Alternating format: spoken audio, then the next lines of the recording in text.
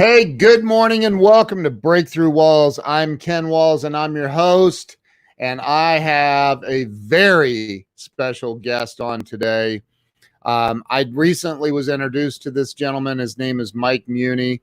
Mike is actually the creator of an entire industry, like literally.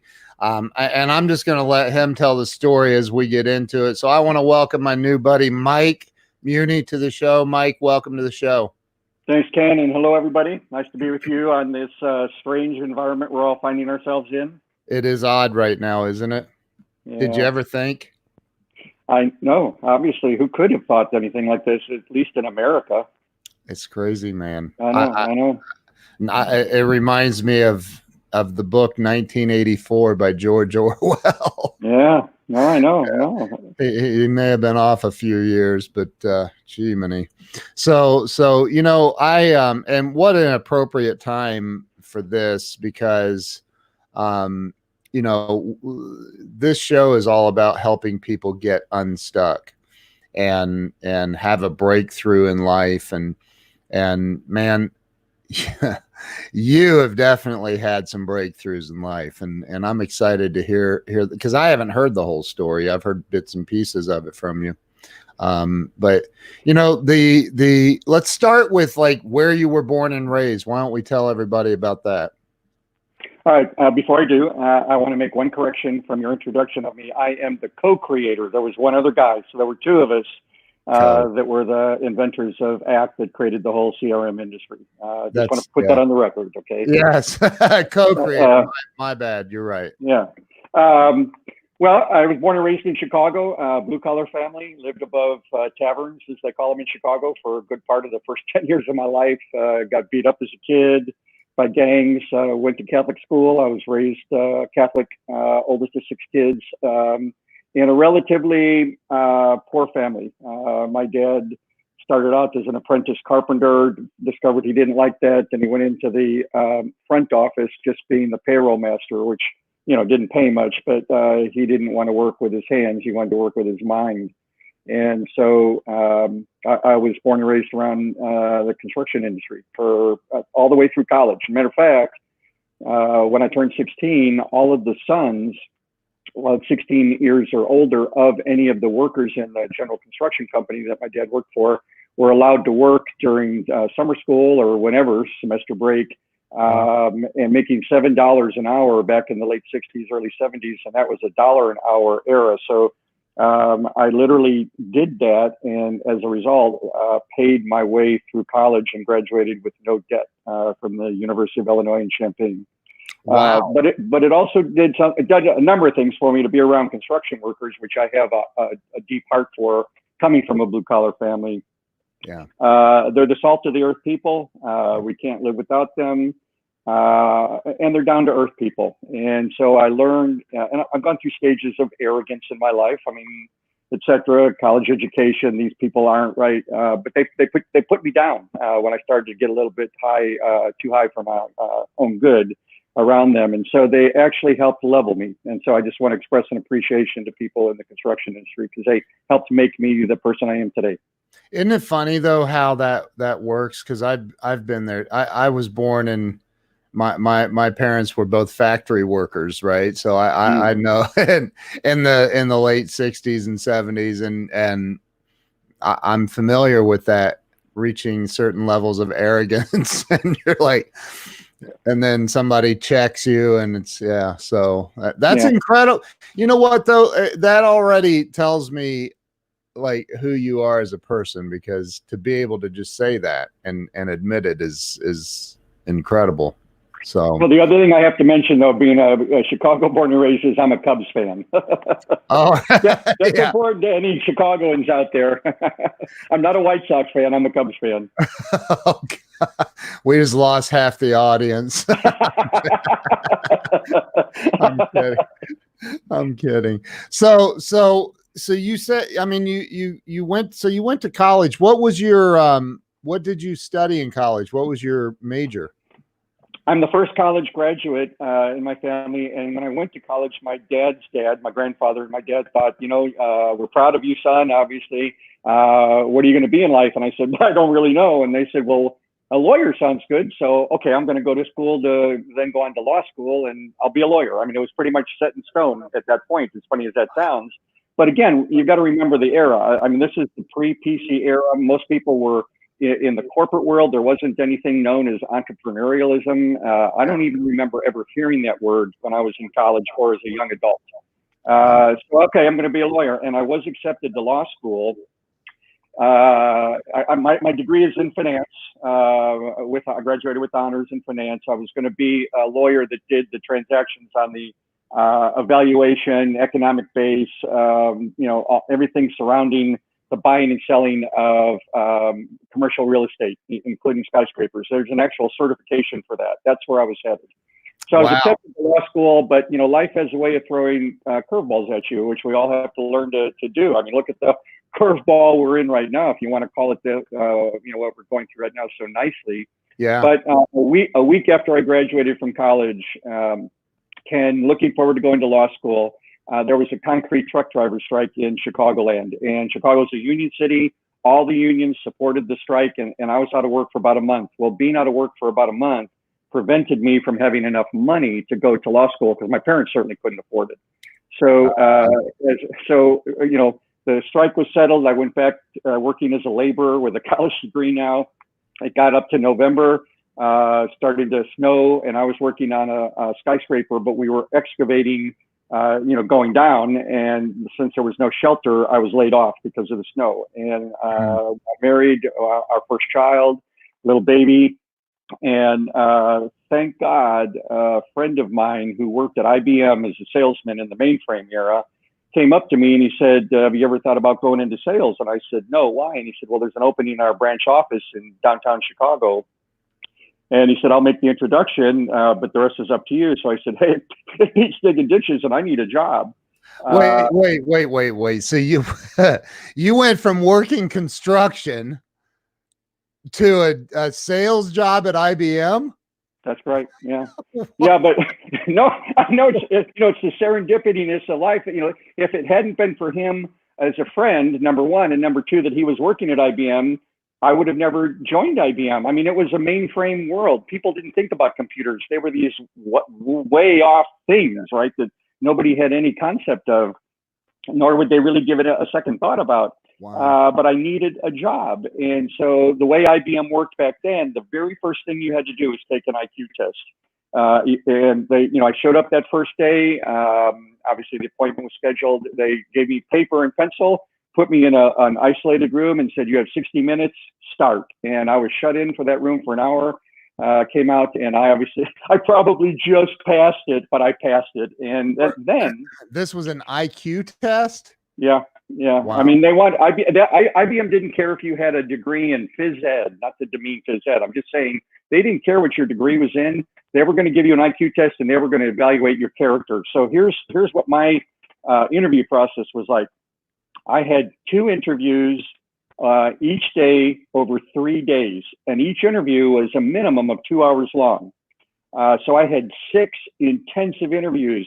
And remember, I was not looking for a job. I was going to go to law school. So I didn't take advantage of the University of Illinois, preparation to interview or write a resume. I had none of that. I mean, you talk about being unprepared and winging it. So I'm in these interviews and I think that's normal. Anyway, to make a long story short, after the 3rd day, I was offered the job, but I almost lost it with the branch manager, which is another story. But when I got hired, they told me why I had to go through 3 days of interviews. And the reason was, at that time, the federal government was suing IBM, wanting to break them up. And so IBM, in their higher wisdom than many politicians, at least back then, was crossing every T and dotting every I. And they said, Mike, you had everything going against you.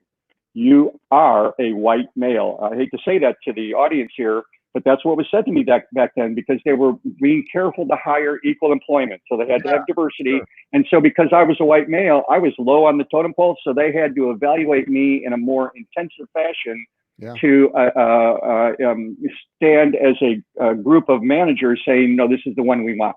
And that's how I got into IBM. Wow. Yeah. Holy crap. So you got into sales and just for the, I don't know, maybe millennials or anybody, born after 1989. You want to explain what a mainframe is and what I mean, I know obviously, but what would a mainframe salesperson for IBM do on a day-to-day basis? What were you selling and who were you selling it to? Okay, good question. There were two kinds of salespeople at IBM back then.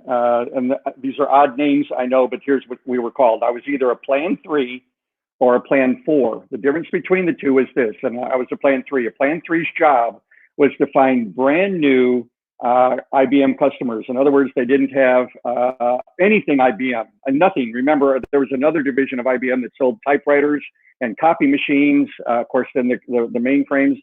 They couldn't have any IBM equipment whatsoever. So Plan 3's job was to find new customers.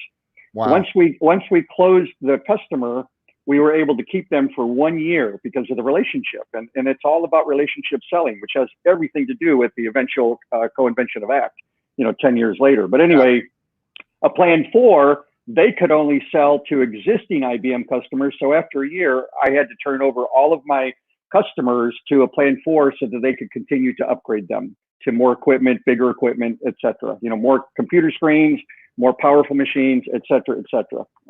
And what's an example of a customer like?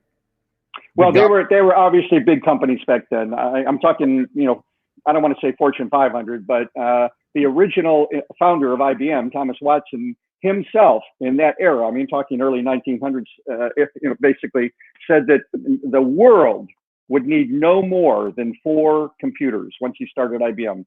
The world, imagine that. That was his vision.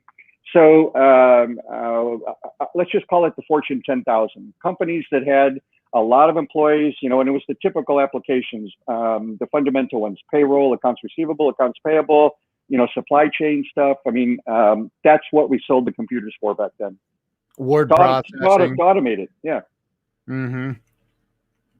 I mean, there was no such thing as word processing. There was a company that started later on by an ex-IBMer, Wang. They were known as Wang computers, and they were exclusive word processing. You would call it basically a computer. It looked like one, a small one, but it was meant for the administrative pool. They would have a dedicated machine to do word processing. And Wang, at one time, was a very big company that sold nothing but word processing.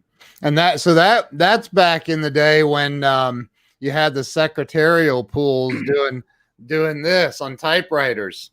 Right. When I had to put in a request for proposal for prospective customer, the turnaround by the secretarial pool at IBM was 3 days.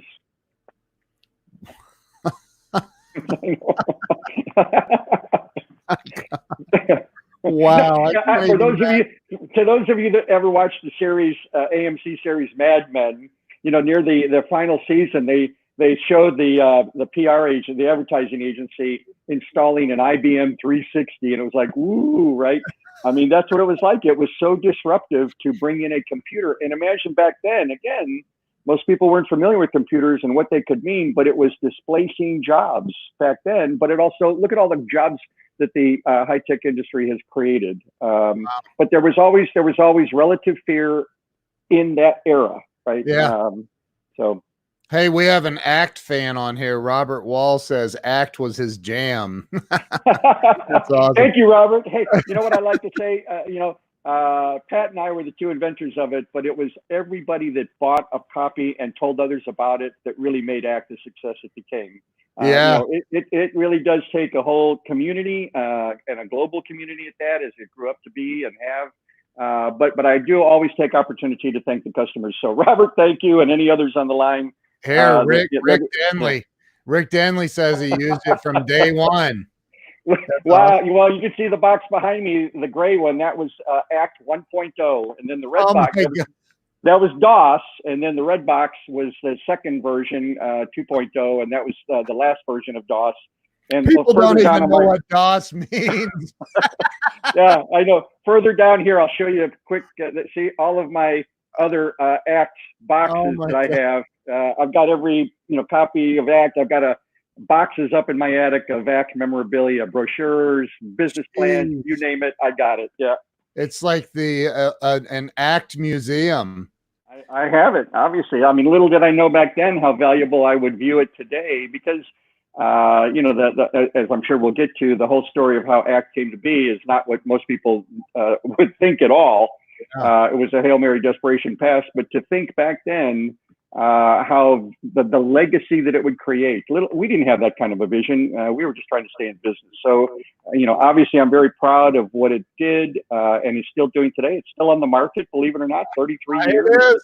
I Googled it.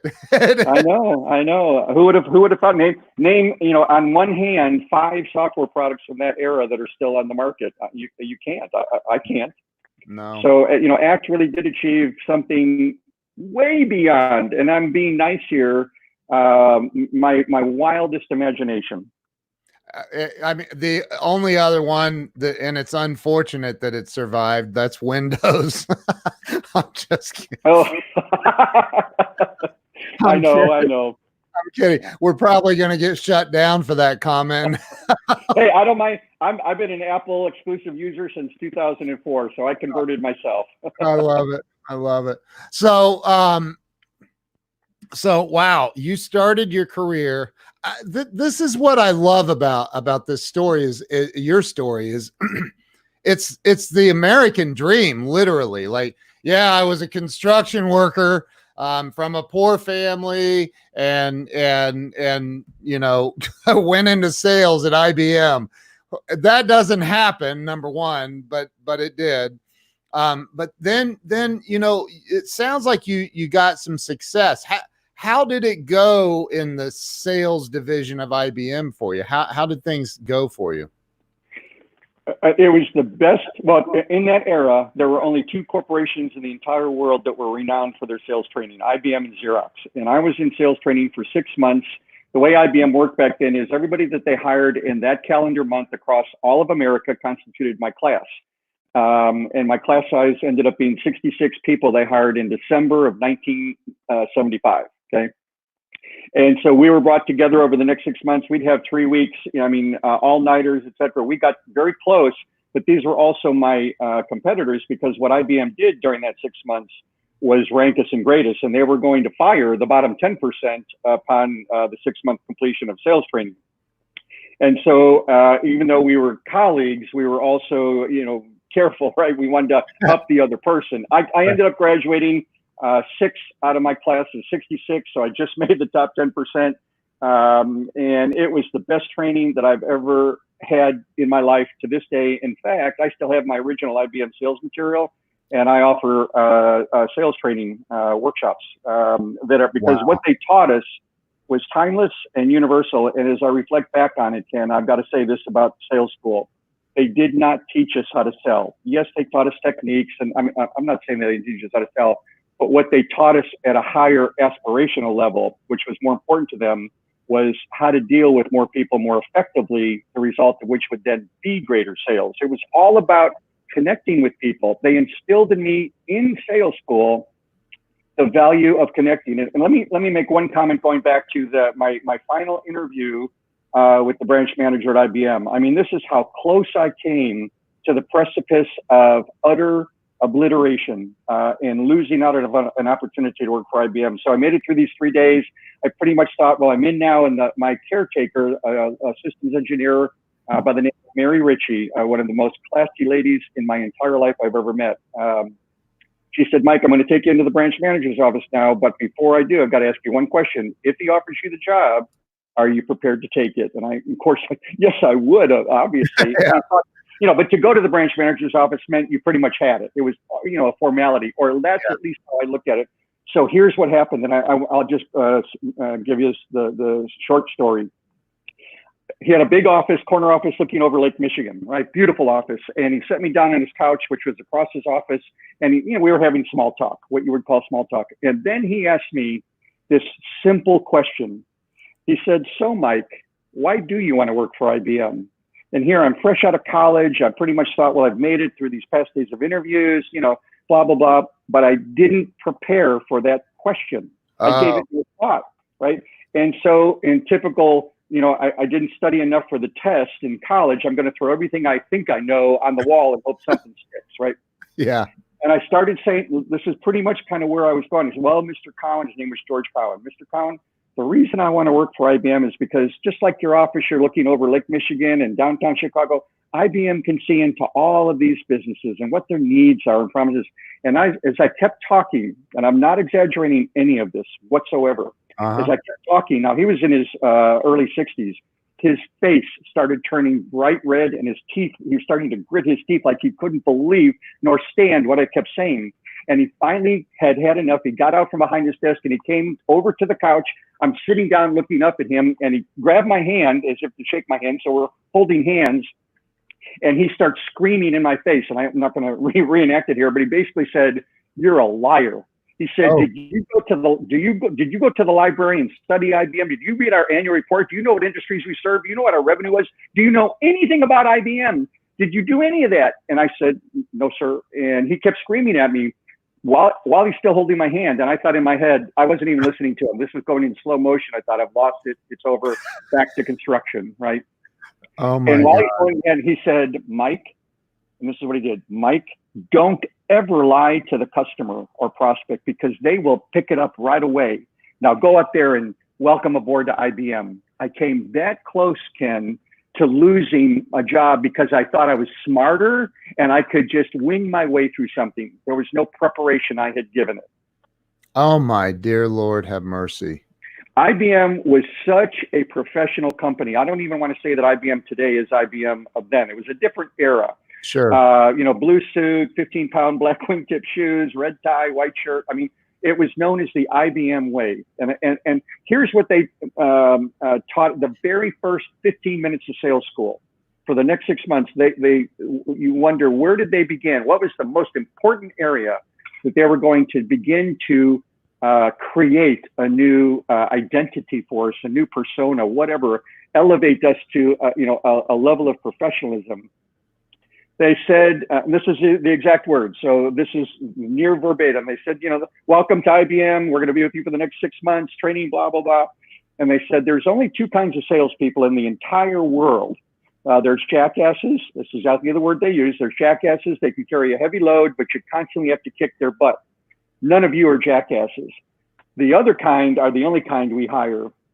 Wild stallions. You all are wild stallions. And he emphasized it. Now, I don't know about you, but I would have never thought of myself as a wild stallion, but I pretty much can guarantee that most people, when they hear those two words, conjure up an image of determination and fierceness and power and, accomplishment, achievement, purpose. And so all of a sudden in my own mind, I began to see myself as something I never would have taken myself to see myself as, but they didn't stop there. They wanted to take us to even a higher aspirational level. So I hadn't even had a chance to embrace the fact that I was, a wild stallion. They said, "But by the time we're done with you in 6 months, you're no longer going to be a wild stallion. You're all going to be thoroughbred racehorses." Wow. Holy cow. Now I'm a Kentucky Derby, runner, right? But IBM knew that the most important thing to begin with for the rest of the 6 months and really the rest of our lives was how you saw yourself, and how you see yourself is how you carry yourself, and how you carry yourself is how other people see you, and how other people see you determines their perception of you, and their perception pretty much is equated to the reputation that we begin to create out there based on our behavior, attitude, actions, etc. So it was essential how we saw ourselves, and to see ourselves as the best of the best professionals meant that we carried ourselves in that fashion. Wow. Above and beyond our competitors and everybody else, because it's all about distinguishing yourself. How do people remember you? Yeah. I got to tell you, and I know we're gonna get into it here in a few, but for a guy that co-created. I'll try to remember to use that co-created an entire industry. Like you hold IBM in a very, like that none of that was fake. You meant everything, right? Oh, Like I love IBM. Right. You hold them in this unbelievable high regard. And you're making me think back to some of the training I went through and how it relates to where I am today. And I know that you're making people, because there's all kinds of comments.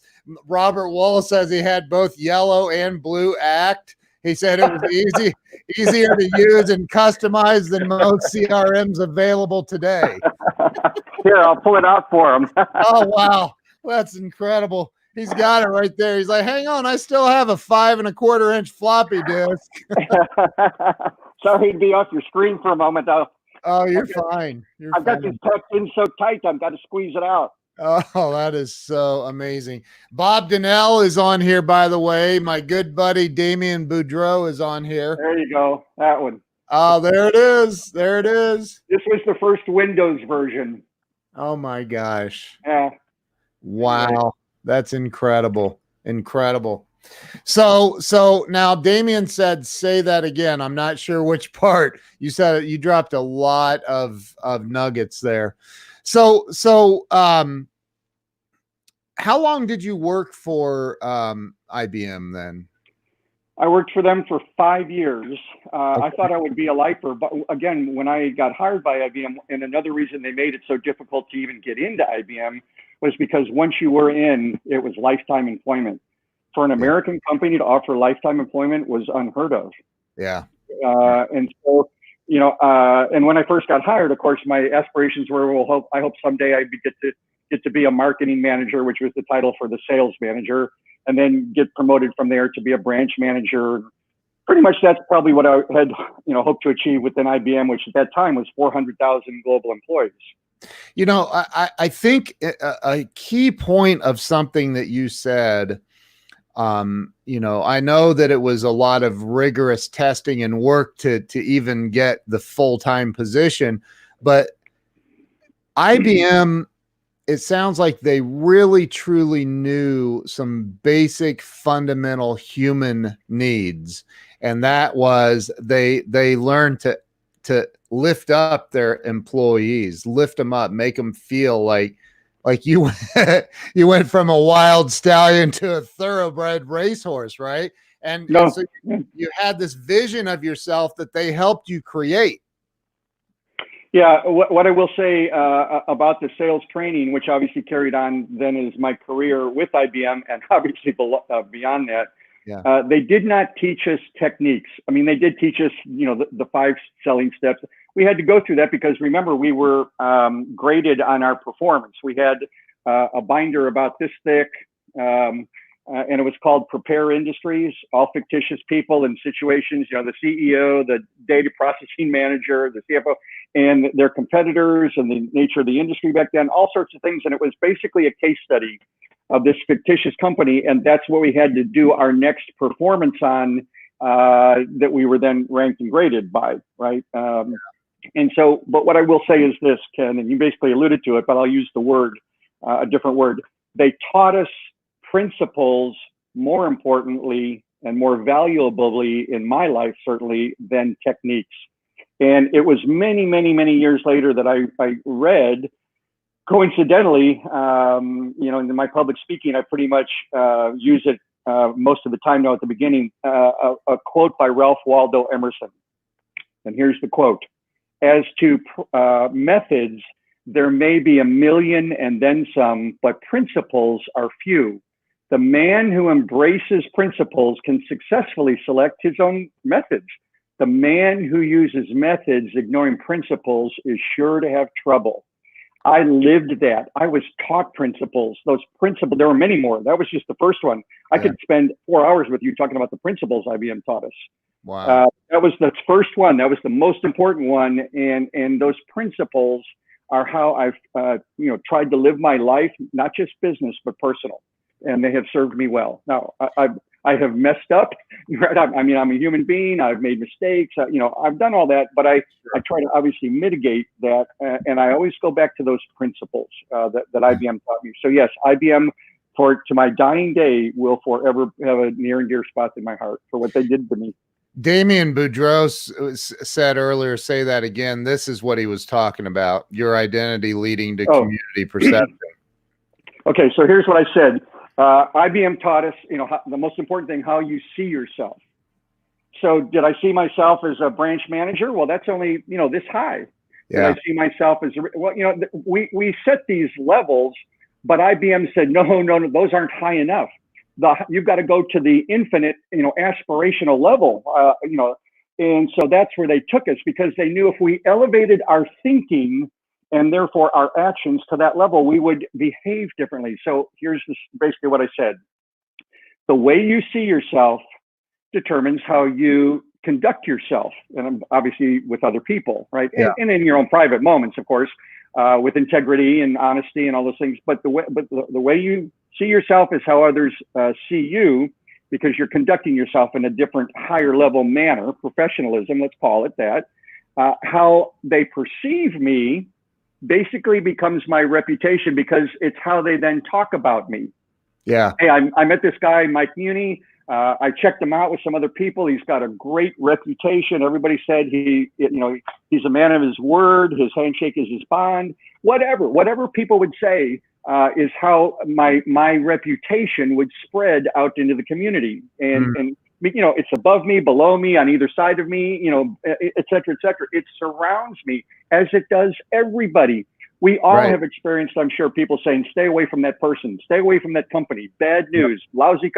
Well, that's a reputation. And, I even hate to say, I'll say it at this point, I'm so glad that ACT created a category called relationship management.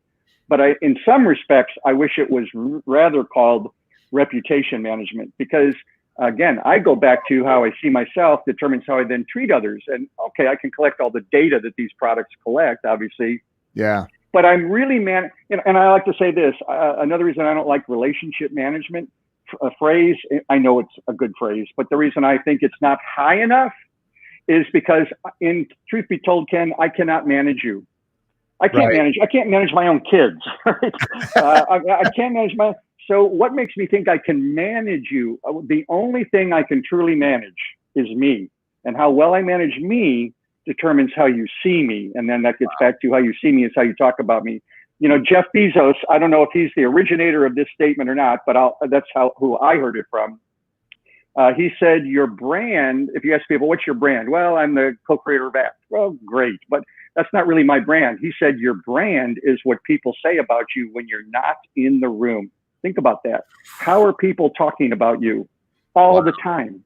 What's out there about you? And of course, with social media, and people can go and find anything going back a long time now about everything we've said or done. Yeah. You better preserve your reputation, because it is the only thing you can manage, yourself. Yeah. And IBM, like I'm saying, IBM back in an era when none of this to most people was even thought about, knew that how you saw yourself was the most important thing you could do for your life. That is unbelievably great advice. And I've gone to hire people. I don't know if you've done this or not, but I've gone to where I run an ad, I get resumes or emails in, and very first thing I do is go to Facebook and you see these, they're hanging out on the back of a boat smoking a joint with dude, I am not calling you. Sorry.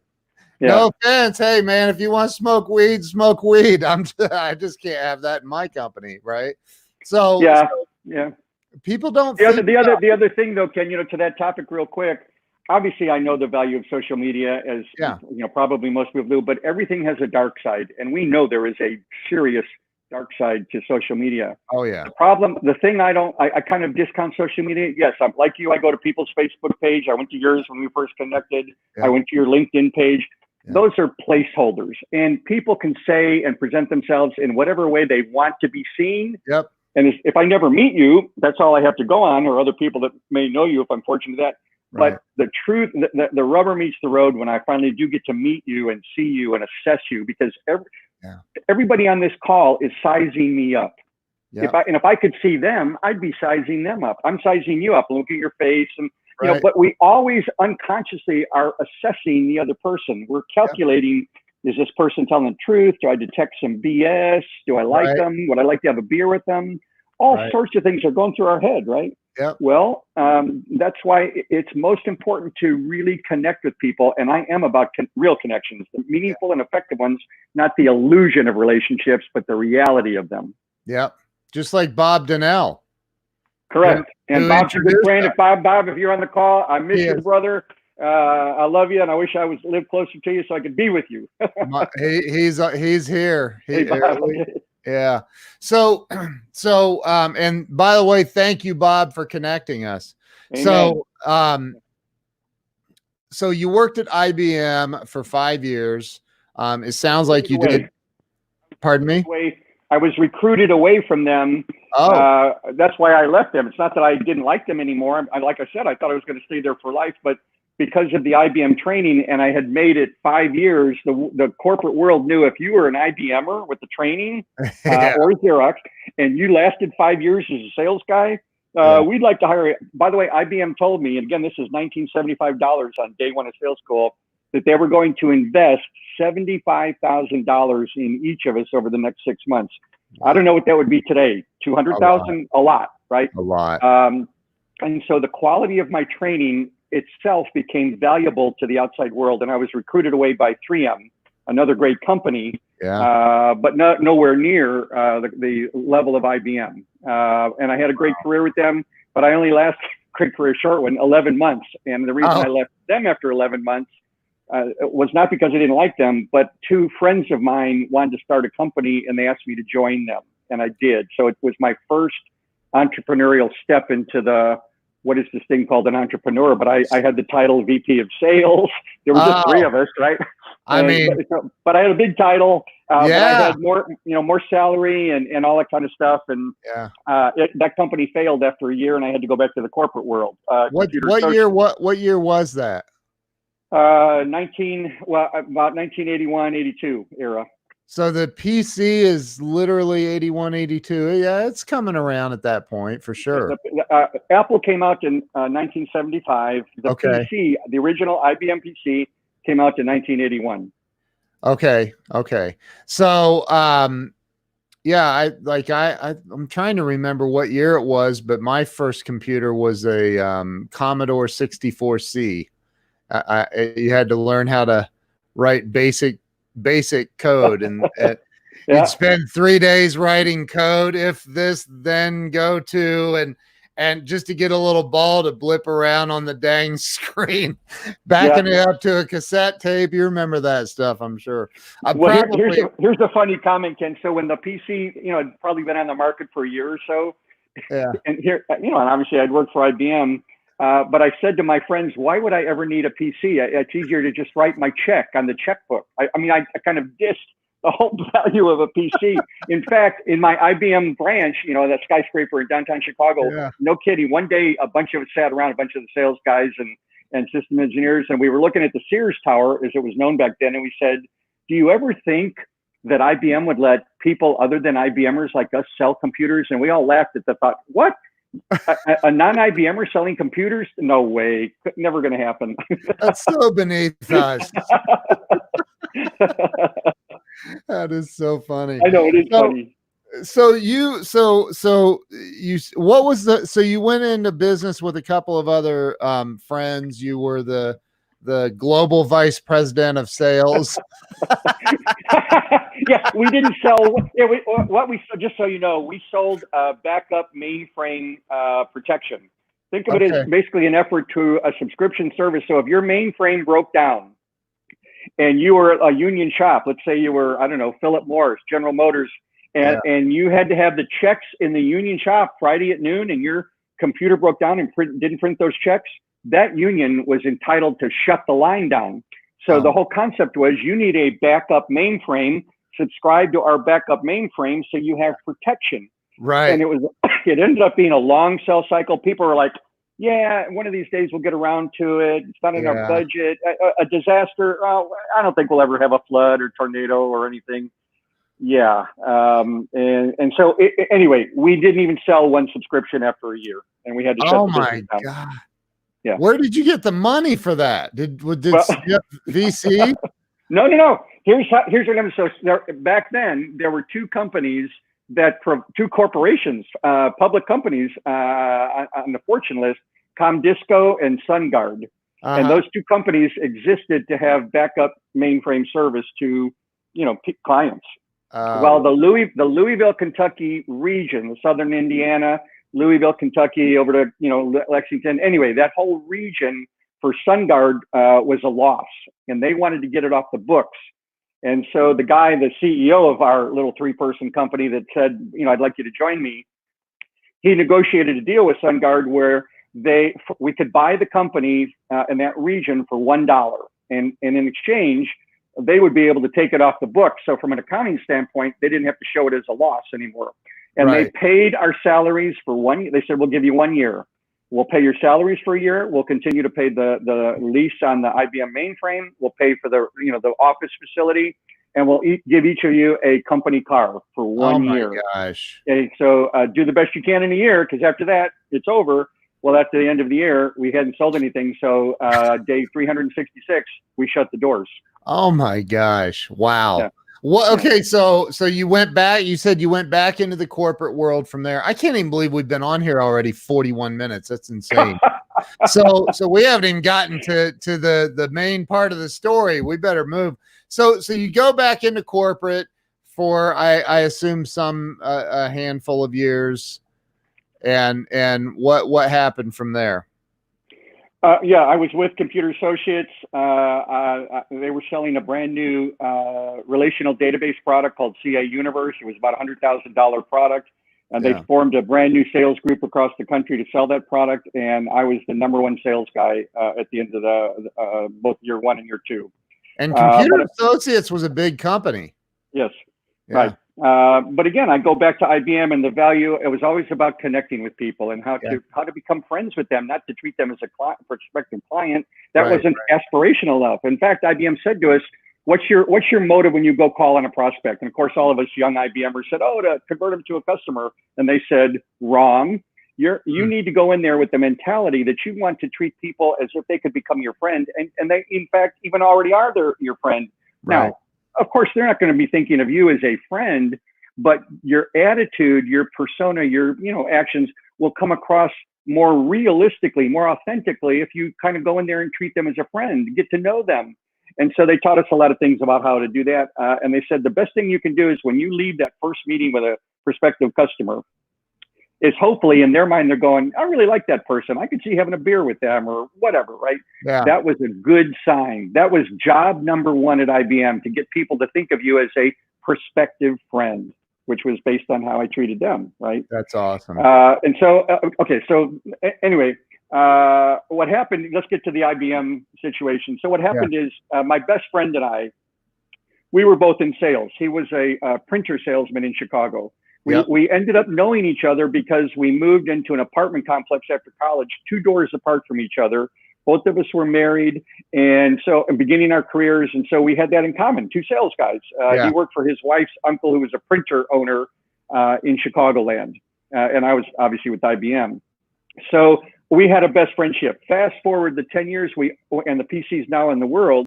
We both said to each other often, "Wouldn't it be great to work together?" I mean, we were really best friends, right? Wouldn't it be great to work together? And so we were always on the lookout for a reason to start a company. Well, that day came. If you remember, those of you on the line that are old enough to remember, in the early PC days, you had to go to a computer store to buy a PC, Businessland, Computerland, Entree, Microage, etc. Yeah. Well, he had now worked for one of those, and we saw an opportunity for the salespeople in those stores to ease their jobs and to help them competitively appear more professional. And so we created a product that was a configurator. It was called Margin Maker. What it meant was you would come into the store as the prospect. I work for TI. I've got a team of 25 people. I need to buy 25 PCs and a few modems and a couple of these things called a laser printer. And I can only afford one, powerful computer, this thing called a 286. The rest just give me some 8088s, right? Whatever. The salesperson could go to the machine, configure it, and line item a discount, back solve a margin, but make sure that the quote that they were going to give that prospect was in the black, not in the red, because salespeople are notorious for giving away everything, right? Yeah. And it would print it out, and a salesperson could give it to the prospect and say, we'll back this price for 30 days. Well, that person would probably go to the competitor, and that salesperson there would say, oh, that's probably going to be, I don't know, $50,000. Well, which one made that customer prospect look more, which one made the PC salesperson look more professional? The one with the document and backing the price, or the one that said, it's probably 50,000? Yeah, that was our mentality, right? So anyway, we created that product. Make a long story short, and there's much more to it, unfortunately, that I have time to tell, but we raised $100,000 from an angel out of Boston for 7% of the company. $85,000 later, having spent that much and only 15,000 left, Pat and I said to each other, literally, this dog ain't gonna hunt. It's over. What do we do? Well, one of the principles IBM taught me, regardless of the size of the corporation, always call at the CEO level. The bigger the company, you might get delegated down, but the people you're delegated down to will know you're delegated down, but always start at the top, always at the CEO. Yeah. So one of the franchise owners in America, CompuShop, was headquartered right here in a suburb of Dallas, 54 stores. That would have been a big sale to us. Yeah. I earned my way in to meet him for the first call. He did delegate me down to purchasing department to test it. He liked the concept, but anyway, I established a relationship with him. That's essential in the invention of apps, and that's why I'm telling you the story. Okay. Why? Here's why. When Pat and I said to each other, this dog ain't gonna hunt, we only have $15,000 left, and the angel's coming down from Boston in about 3 weeks. all we know to do is to give him the 15,000 we have left. Well, that week's issue, back then, there was a weekly newspaper called, what was it called? I forget, it doesn't matter. I have a question, and you don't have to rush. If we go an hour and 50, I don't care. We can go however long it takes. So but I have a question, because when you told me, this story on our first phone call, and my question is, what was going on because I think everybody's been there, and especially right now, people are freaking out. Like, oh dear God, what am I going to do? There's servers in restaurants that are not making a single penny, that live night to night from tip to tip. Yeah. And so, people are going, okay, this is awesome, Mr. IBM. Right. But how does it work for me? What was going on in your head? Were you thinking, we're giving back the 15,000 to our investor. We're going to have a tarnished reputation for blowing his 85,000. And I'm going to have to go work on skyrise buildings again in the construction industry because IBM ain't going to hire me back. Right. Are those some of the thoughts going through your head, that self-doubt? Oh, absolutely. I mean, the fun of raising money and kind of really having our own business that we owned, right? Yeah. Was exhilarating. I mean, but it was also scary and risky at the same time, but we were up to the challenge. We were willing to take that risk, which is a qualification to be an entrepreneur, right? Yeah. But as the doom and gloom began to appear on the horizon, we had fears and doubts. And the only option we had left in our minds was give the 15,000 we have left and go back to the corporate world. Now, having my IBM credentials, I wasn't really concerned about not being able to find a job. But I didn't have a lot of money or, anything. I didn't have this big buffer. I had nothing. It was going to mean another disruption to me, and now a family of 3 kids, my wife and 3 kids, right, that I was responsible for. All right. So going back to that CEO, in that week's issue of this weekly newspaper, they had their annual edition of the top 25 most influential peoples in the entire PC industry. Bill Gates was one of them, but so was this CEO. His name is John Pertell. Here's John Pertell. I know him. I've established a connection with him. He kind of has taken a liking to me. I called him up and I said, John, he let me call him John at this point. John, we're in trouble. Can we come and talk to you? We need some advice. We don't know what to do. And he said, sure, come on. So we laid the whole story out, why it failed, everything. Yeah. And this is what, so he's listening, he's a CEO, right? He's older than us. He's just kind of listening to the two of us. Yeah. And this is what he said, Ken. When we were all done, he said, you know what? You two guys are smart guys. Next week is July 4th. This is 1986. Next week is July 4th. Why don't you take a 4-hour brainstorm session from 8 until noon and see if you can come up with another idea before you throw in the towel?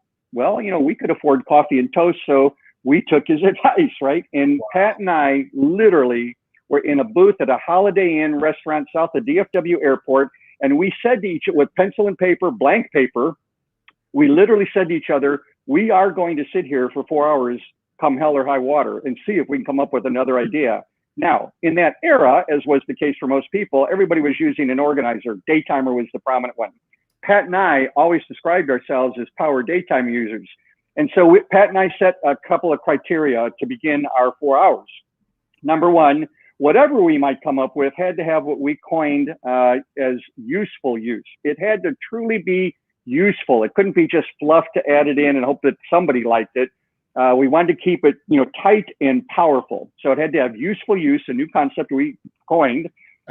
We gave each other, think about this, 2 sales guys. He didn't know any more than I knew, and I didn't know any more than he knew. At least that's how we treated each other, right, even though we were best friends, right? So we set a guideline and we said, look, each of us is probably going to come up with some ideas that the other one might not like. And so if that's the case, if the other person says, I veto that idea, the other person then who had the idea immediately has to stop.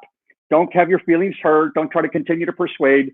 Just stop. That's it. It's over. Let's get on to the next idea. Right. And so we gave each other. This is during your 4-hour coffee meeting. This is in the first 15 minutes. This right. is just the guardrails that we set up for ourselves to begin this effort. Right. I love it. And so then we began to get onto it. And here's the last thing we said. And we said, we could never use Margin Maker. We didn't work in a PC store. We knew the value of it for salespeople, but we couldn't use it. We have a blank sheet of paper. Why don't we see if we can come up with an idea that something that we could use ourselves too? So what is it that we wish existed that doesn't, that we think would help us? Wow. And we literally, I don't remember if it happened immediately, but it happened obviously very quickly in this comment. We looked at our day timers and we said, you know what? That's a great organizer, but it's got a lot of weaknesses. Number one, it's activity focused, but all those activities, even if you take great notes, are spread over a lot of different journals. You can't pull them all together and get the big picture. Number two, it's not about people, even though all those activities are with and for people. It's not about people. Why don't we turn it on its head, turn it around to the other side, if you will, and focus on the relationship, and then attach everything that goes along with that relationship in a profile, right? And you can imagine Pat and I both going, wow, that makes sense. That would be cool. I wish everything was together. And now it could be on a PC and this brand new thing on the market called the laptop that was emerging. They still stunk, but they were emerging. Yeah. And so we then set out for the rest of the time. We knew we were onto something. And here, I'm going to pull it out for you. Here is the original napkin of our notes from that 4-hour breakfast on July 4th, 1986. Oh, okay? My dear God. Are you kidding me? Yeah. And then, and so actually, I've got a whole file. So here's what we did. I codenamed it, coming from IBM, acronym-rich company. I codenamed it at that breakfast, YES, which was an acronym that stood for Yes, Everybody Sells. Don't tell me you're not a salesperson. I'm a lawyer. I'm a doctor. I'm a CPA. I'm a pastor. Oh, really? Do you have competition? Is there another engineer, CPA, lawyer?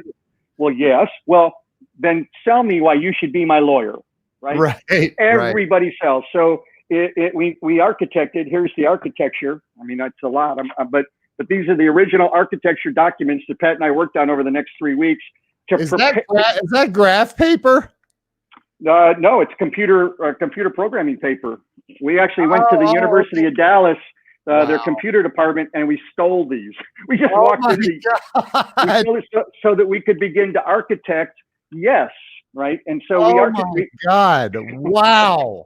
We began to architect. Yeah. So here, the next thing that we put together, I taped together 4 pieces of graph paper. This is the decision tree. This is the site plan, as you would call it today. Right? Dear Lord. Yeah, and then that led to the fuller architecture. But we we knew we were onto something when we left that breakfast, but we were also preparing for the angel to come down in 3 weeks who thought everything was fine. And we wanted to have at least a plan B to tell him about, right? And so he didn't even know that 85 grand of his money was gone. And no, he thought everything was fine. Yeah, here's screen one. Here's screen one of first version 1.0 DOS. Here's screen two, and it had an expense module. Here's screen three. So these are the original documents right here. Wow. Anyway, so he came down. We picked him up at the airport. It was near lunchtime. We went to lunch, small talk, and his name was John McNair. Go ahead. I have one question. It's a simple one. How old were you guys? 86. I was 35 years old. You were and he was about the same age? 34. Okay. 35, 34, you'd blown through $85,000 of your investors' money, had 15 grand left. Yeah. And not enough to survive any longer. Yeah. And okay, so let's make one point really, really clear. And I love the rest of this story, by the way. It's the advice that the CEO gave you that made all the difference in the world.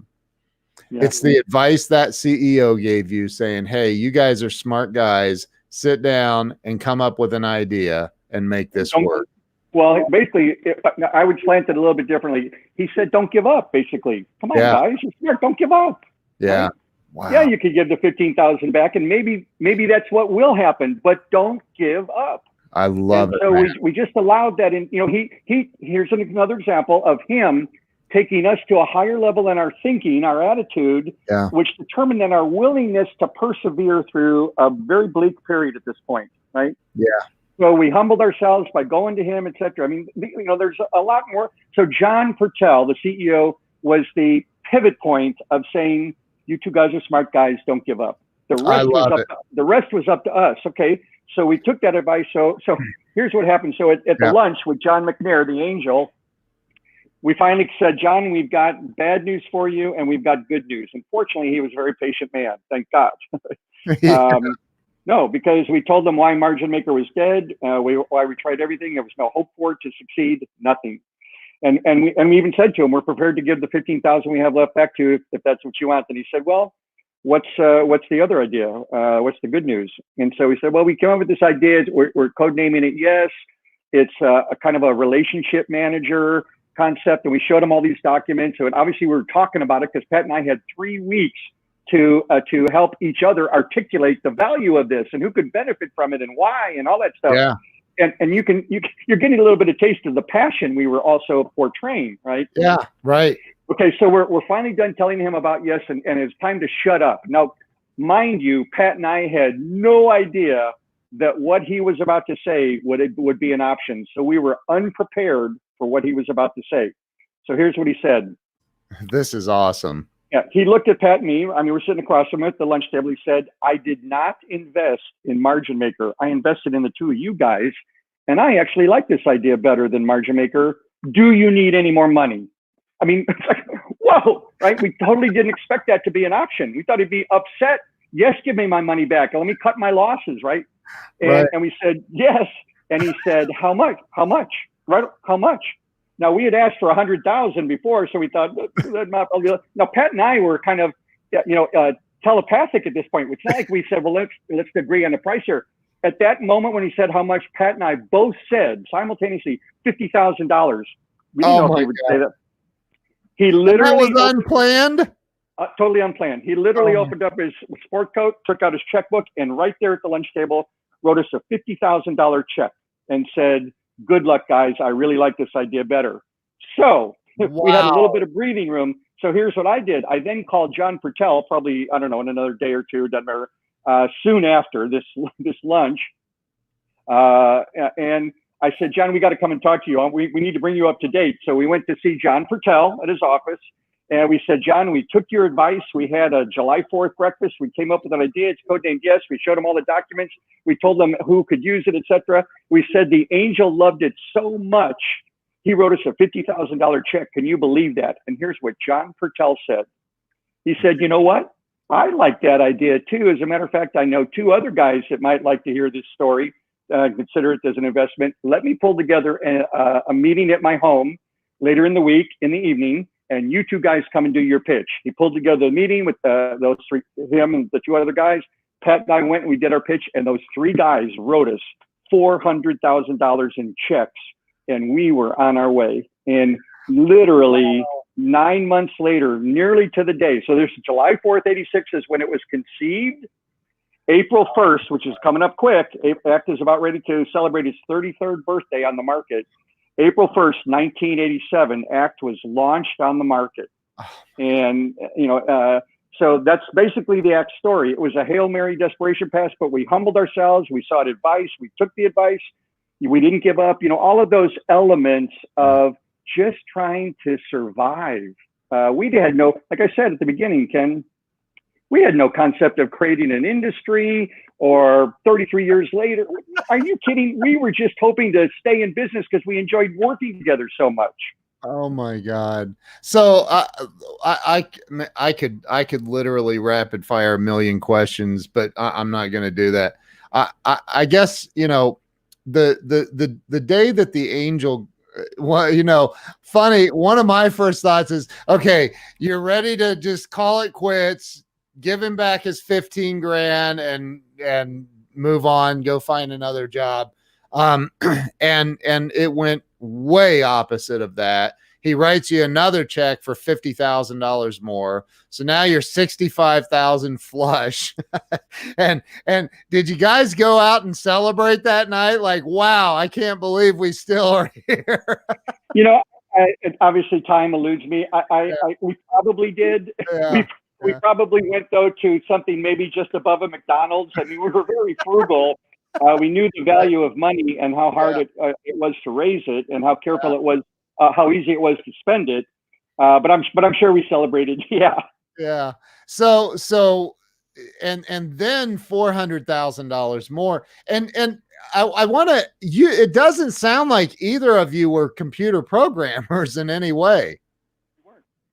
I mean, I did learn to program at IBM. I had to. I learned basic APL, RPG2, COBOL, only to become familiar with it enough. I actually did have to write an APL routine to win a client. I was trying to sell Holiday Inn reservation systems, a mainframe, and one of the tests for them to see if it was going to be valuable to them was, well, write us a program that does something that we need. Well, obviously I discovered what some of their needs were, and I did write a routine in APL, which stands for a programming language. I even met the inventor of APL, who came and spoke to our office one night, a Harvard professor. Anyway, so I did some programming, but no, Pat and I were not programmers. We think of us as system architects. Right. And we knew how to architect a product, what it could do, but we hired 2 guys. We actually hired them in the margin maker era when we had this $100,000. Yeah. Randy Haben and John Maurer, both of them. I was just with both of them a couple of weeks ago. They still live here in the DFW area. Although Randy recently moved to Austin area. But Randy was the apartment maintenance manager, but he was a nerd, as we would call it today, and he took a liking to this PC and he learned some programming. Wow. D-Base, which was and then John Maurer was a friend of his, and these were 2 young guys. John Maurer lost his right leg below the knee from a motorcycle accident and literally walked on a wooden leg. No exaggeration, right? So the 4 of us were a scrappy looking group of guys, right? Nobody would pay attention to any of us, right? But it was the 4 of us together. Well, make a long story short, we came back to them after this July 4th breakfast and we told them about and that. They said, well, you and Pat need to, design it and draw it up and architect, and we can then program it, right? So their first iteration of showing us some of their accomplishment in D-Base on the screen, Pat and I were standing there. I'll never forget, for those of you that remember the week at a glance and the to-do list. On this screen, and it was an 8088, an AT&T 8088 computer. I still have a picture of it. The screen painted itself like ta-dum, ta-dum, ta-dum. And Pat and I looked at each other. We're standing behind Randy and John over their shoulders. We looked at each other. We said, this ain't going to make it. It's too slow. Nobody's going to accept it. Yeah. We literally said to Randy and John, do you guys know C? And they said, no. And we said, can you learn C? And they said, yeah. And so they on themselves learned C. I mean, rapid fashion learned C and programmed ACT, still known as Yes at that time, programmed it in C so it could be proprietary and we weren't reliant on the D-based platform at that time. Wow. Yeah. So you said one of them was the apartment the apartment complex you guys lived in? No, he was in another, he worked in the church that we went to. He was the manager, the maintenance manager, changing light bulbs, fixing the plumbing at an apartment complex in town here. That's what he did for a living. Wow. That is unbelievable. Yep. Wow. So it's almost like the universe was conspiring for you to make this happen. You don't look at it that way at that time, right. But look at the laughter, but you think, we did the impossible. We were ordinary people that just did something extraordinary, but we didn't even know how extraordinary we were doing it at the time. But we had something in us. I believe to this day, Ken, people have raw material in them that is there. They just haven't gone down deep enough in the reservoir of their creativity and sense of surviving and creating, right? That everybody has the ability to create something, right? A better cookie. Look at Mrs. Fields' cookies. I made a business out of it, for Pete's sake, right? Yeah. Think of any business, somebody thought of it. The Wright brothers, 2 bicycle, store owners. Yeah. What did they know about flying, right? People, if you go to a higher aspirational level, you have no idea where that could take you, where you could fly to, no pun intended, where you could fly and discover from a different horizon your abilities that you do have. They're raw, they're untested, but they're there. And if I can do it, the way that I look at ACT, there's a saying, success should be a springboard and not a hammock. I'm proud of ACT. I'm very proud of ACT. Obviously, why wouldn't I be? It was so much of my life and it changed my life. To this day, I'm a beneficiary of ACT, right? In so many ways. Being a podcast guest with you is partly because of ACT, right? Yeah. Wow. You never know what things can lead to, but my attitude is success should be a springboard and not a hammock. So the way I look at myself, in one way, I have many ways I look at myself, but one of them is, if I can do that, what more is still in me? What more can I still do? I want to achieve more. I want to accomplish more, right? Wow. And so that spirit of doing something meaningful, making an impact, making a difference, even if it's just for your own self-esteem, right? Just for you, right? I tried. God bless people that try. Just for trying, I applaud people, right? Yeah. So one question, I'm curious. It started out as Yes, which was a great band, by the way. But so it started out as Yes, and it ended up becoming ACT. Why? What was the catalyst for that? Why did it? Good question. Again, and to what I just said about going deep inside of you and discovering more creativity. Yeah. So it was now about, best I can recollect, about 3 months or so before ACT was going to, or Yes, as we still called it, was going to be released on the market. And I was beginning to spend a lot of time up in Manhattan and San Francisco and LA, partly because that's where a lot of the media was and the wholesale distributors. Okay. Sawcell, Ingram, et cetera, right?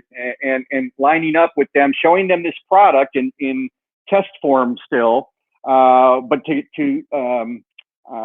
get them interested, excited about this new product and to secure them as a wholesale distributor.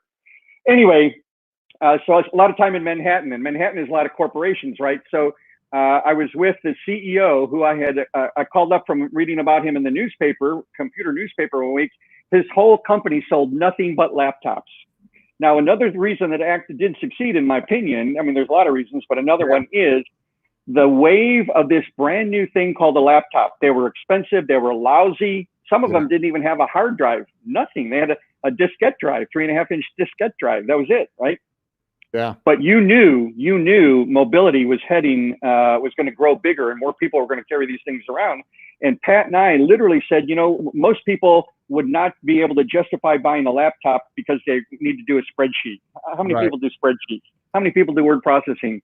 But how many people wanted their Rolodex or whatever, everything they knew about everybody with them 24/7. And on-demand, instant recall, photographic memory, executive assistant, if you want that. That's what Yes was. Okay. So anyway, we were at lunch. This is many times after I had met with him, and, talked to some of the clients, showing him this future product. He said to me at lunchtime this was a Friday afternoon, I was getting ready to fly back to DFW, 3.5-hour flight. He said, "So Mike, you're telling me that this product's going to be ready for release in like 2-3 months. What's its name going to be? Is it going to continue to be Yes?" And I said, "No." And he said, "Well, you better come up with a name because you're running out of time. You got to get brochures made and blah, blah, blah." Okay. Yeah. That comment, I thought to myself, I went to LaGuardia Airport. I got on the plane. I said, you know what? In my quietness, sitting in my seat, economy, right? I've got 3.5 hours. I could read a book or go to sleep, but I'm going to see if I can come up with a name. And if I can't, nobody will know that I tried. But if I can, wow, maybe I can come up with a name. Now, Pat and I investigated some firms in the local area back then. There was no internet that could come up with a name. And one company that we did like said, "We can come up with a name. You might not like it, but our fee is $20,000. Well, we don't want to spend $20,000 yet. We may have to, but man, they're not going to do it today. So part of it was to avoid spending $20,000 with no guarantee. Right. So I set 3 criteria for myself. I'm going to try to come up with a name, and I want it to start with an A. So if we're create competition, it's going to be first in the list of competitive products. Yeah. Number 2, I'd like it to be a 1-syllable word if possible. It's easy to remember, a 1-syllable word. And number 3, these are my 3 criteria. I'd like it to be playful. I'd like it to have some playfulness, some mischievousness to it, some fun, but some do something. And so on the main menu of Yes was one menu item. The main one actually was the word action. And from that menu had many drop downs, write a letter, et cetera. But there's my A, because I was trying to take a word that I could then take the first letter from, concatenate it to the other first letters to make a word that really was an acronym. So there's my A. Okay, let's go down the letter B, the B's in the alphabet. I couldn't come up with a B word that would be added to the A to create a 1-syllable word. Okay, let's go to the C's. Well, and this is where I got to, Ken. I said, what does action help me to do? I know this is eventually what I started to think. It helps me to control everything, my relationships and activities. There it is, ACT, activity control. Now, so the CT came from control. Yeah. So my wife picked me up at the airport, and I told her this whole story. I'm excited. I came up with the name. Gosh, you're not going to believe it. And she said to me, "No, you should have a word for each letter. Why don't you call it activity control technology?" Oh my dear Lord. There was still ACT with the exclamation mark for the emphasis, because you can't copyright a public domain word. The exclamation mark not only gave it emphasis, do something to the user, but we could copyright it. And so here I am, a finance degree, a sales guy, what do I know? I don't have a marketing degree. And I came up with the name ACT because I was challenged to see if I could. And that's how it was born. And your wife like put the topping on that is incredible, man. It's always the wife. My wife, I when I said I wanted to do this show, I said, I'm going to call it have a or get unstuck or something like that. And she goes, "Your last name is Walls. Why don't you call it Breakthrough Walls?" Yeah. I'm like, now, Ken, I mean, obviously, whatever questions you want, I'm happy to answer, or any of the viewers or listeners. But I do want to say this, because I do a lot of professional speaking. I always try to present this in a balanced fashion, and so far it's kind of been all the fun and glory and glamour. And again, I'm very proud of it. But I also paid a high price for success. Yeah, I have learned in my life that there's always a companion. Love, hate, success, failure. I mean, ACT was a success because Margin Maker failed, right? Yeah. Things go together and they're inseparable. A blessing can be a curse, and a curse can turn out to be a blessing. And ACT also fulfills what I just said. ACT became a curse to me, but it also became a blessing to me. So far you've heard the initial blessing part. Let me tell you some of the curse, just to be authentic with everybody. Sure.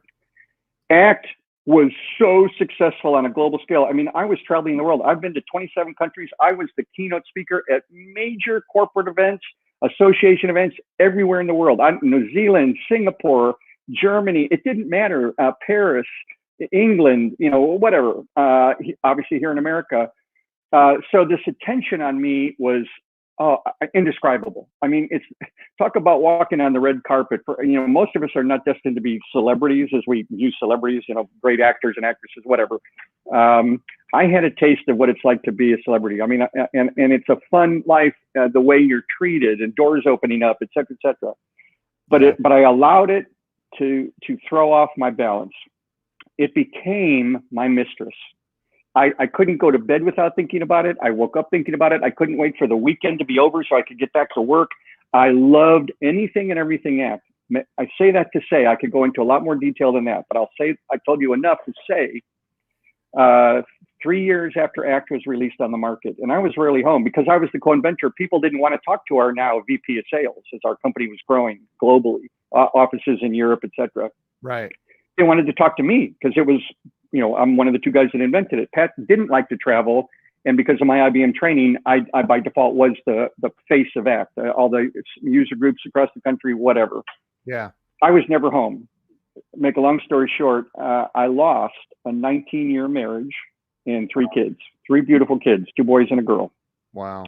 So the success of ACT cost me what was otherwise a marriage. And I was out there doing this for my family. This could be the one time in my life that we could have some financial independence. How many people get that option, right?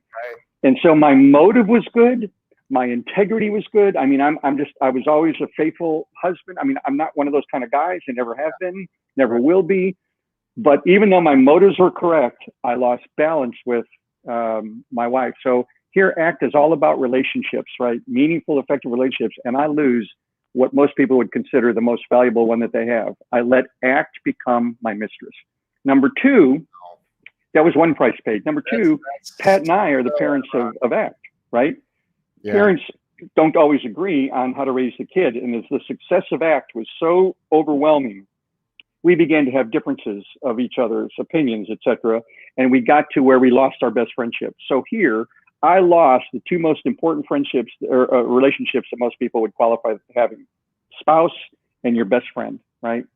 Yeah. And then to make matters worse, 3 years later, when we sold ACT, Pat and I were fired from Symantec, and now I was stripped of my identity. I had nothing. I had no, who am I? What am I? And I was lost. I don't mean I had to go on drugs or see a therapist. I mean, but it was like in my mind, my whole world was empty and I was lost and I didn't know what to do. And it took me 2 years to discover really what I was, and to find what I call my authentic soul. Wow. Yeah. Wow.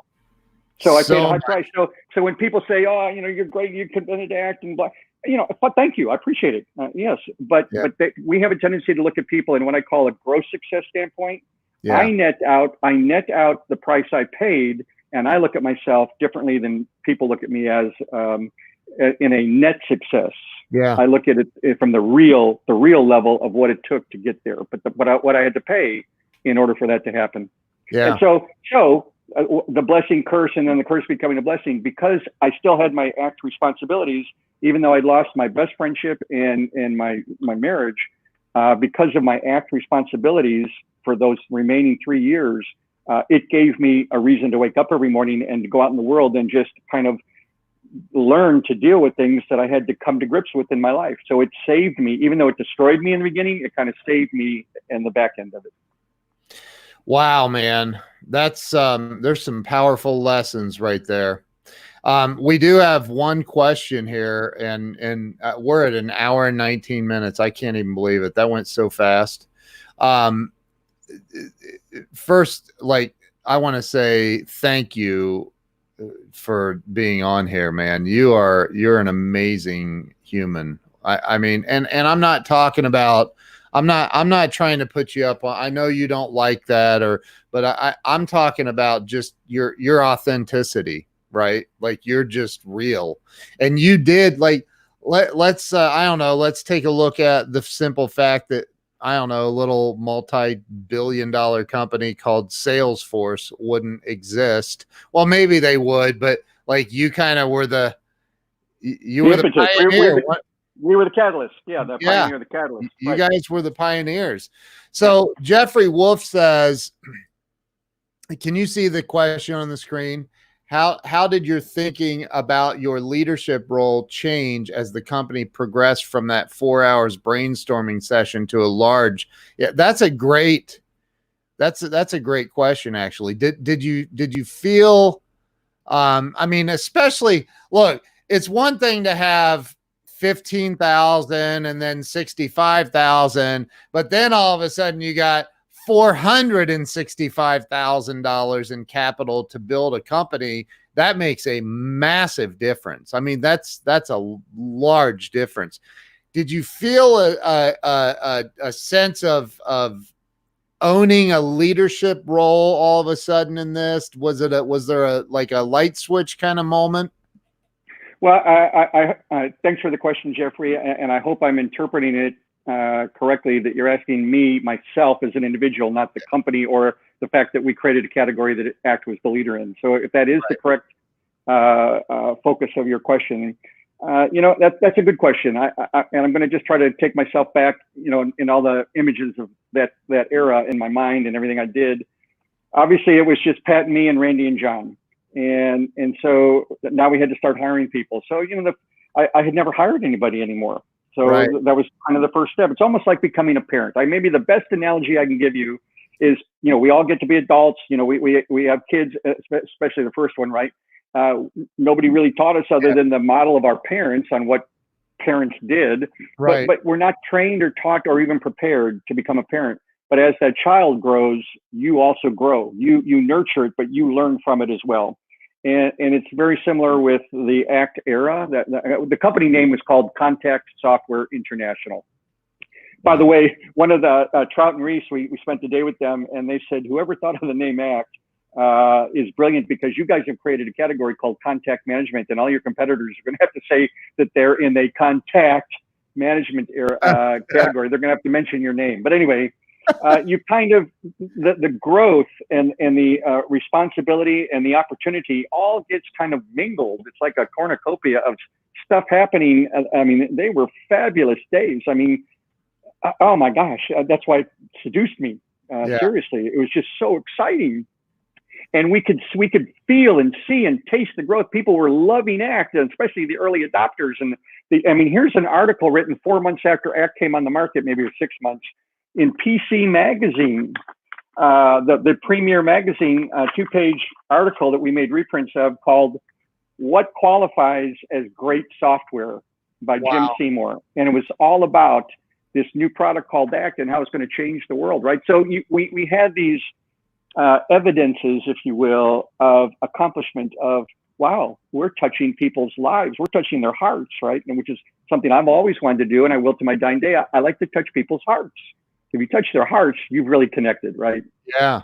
Anyway, so we kept hiring more people. Then we expanded internationally, and I had to hire, people in our first office was in Windsor, outside of London.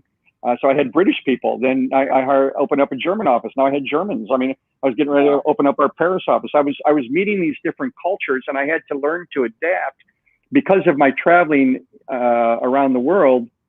And all these people in the early days were buying the what I call today the American version of ACT. There was only one version of ACT, American. Not that it was called American, but it was American English.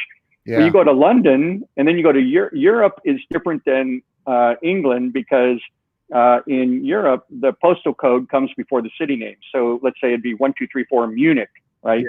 Germany. Yeah. But in London, it's anyway, everything is different. So I ended up learning and then adapting. We actually ended up with 5 versions of ACT, US, Canadian, European, UK, and Australasian.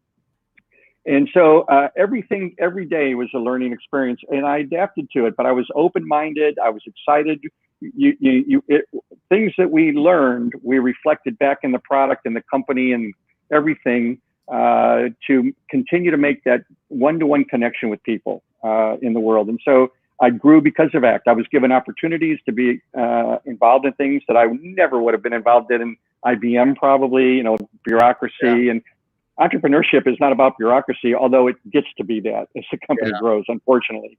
But yeah, I hope that answers your question, Jeff. I saw it as I was not prepared, but somebody has to do it, and I have the authority to do things, and I need to do it. We've got to make a decision.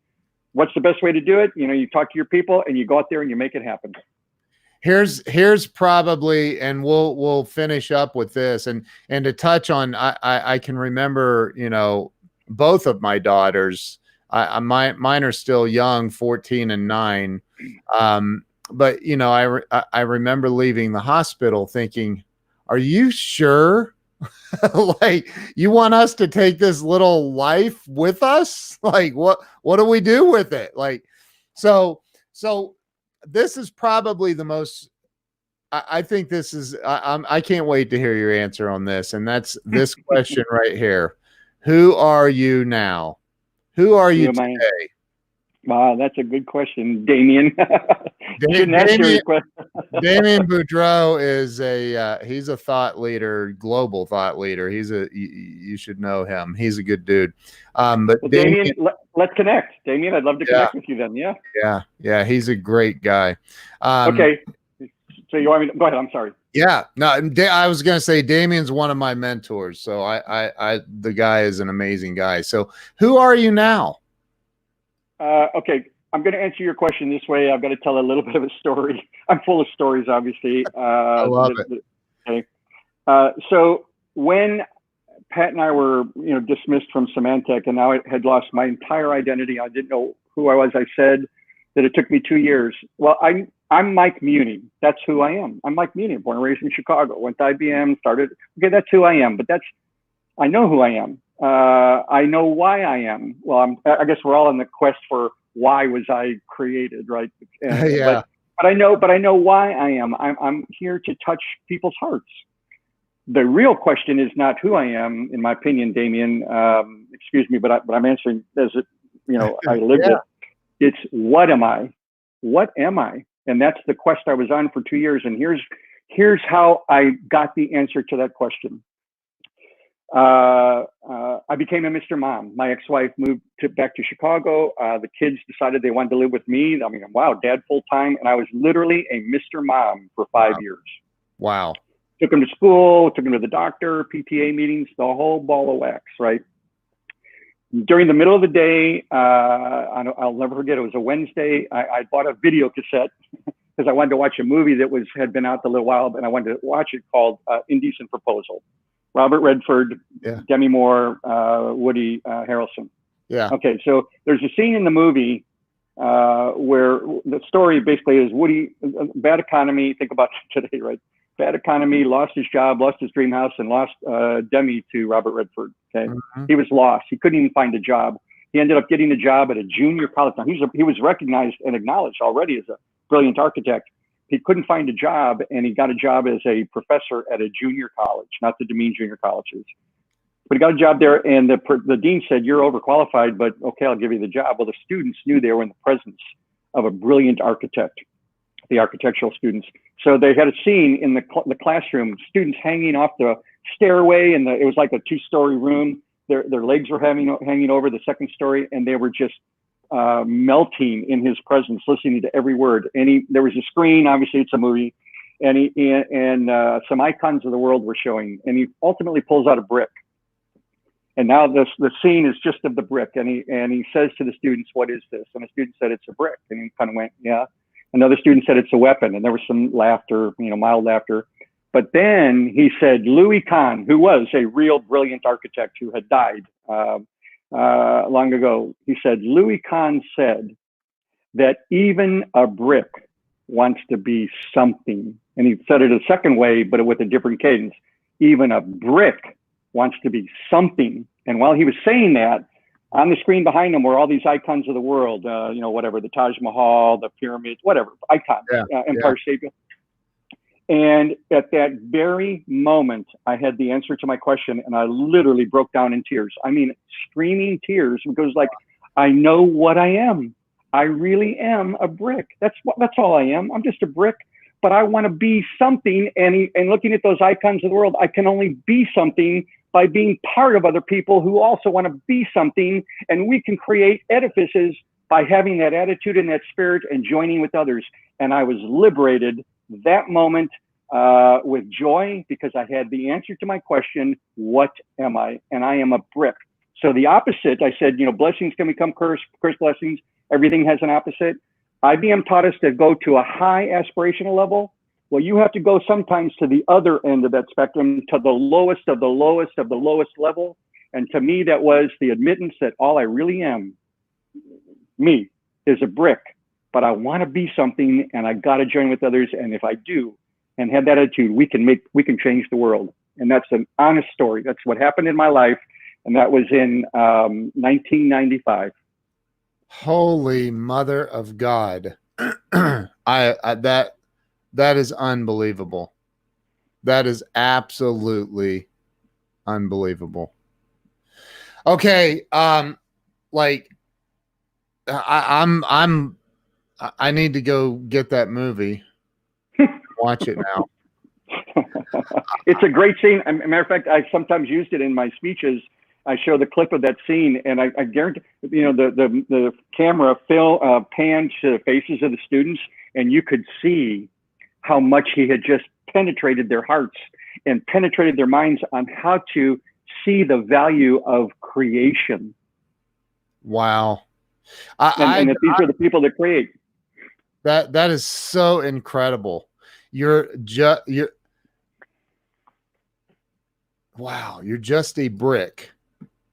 But I'm just a brick, but I want to be something. So we were born out of dust, right? If you believe in Christ. Okay, I was born out of dust, and I'm going to die in dust. And so really, that's the baseline. Wow. That's the baseline. I'm a brick.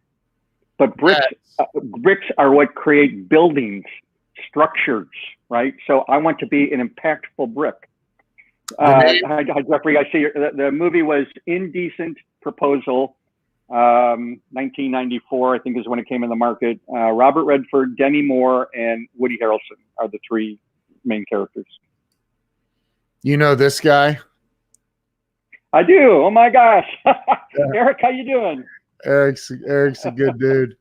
So, wow. Like this is Kim. Kim's in Australia.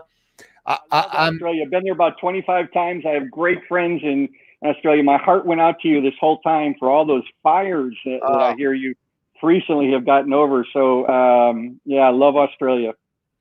Yeah. Bob Donnell's on here. I think he meant to say love you, brother, but love you too.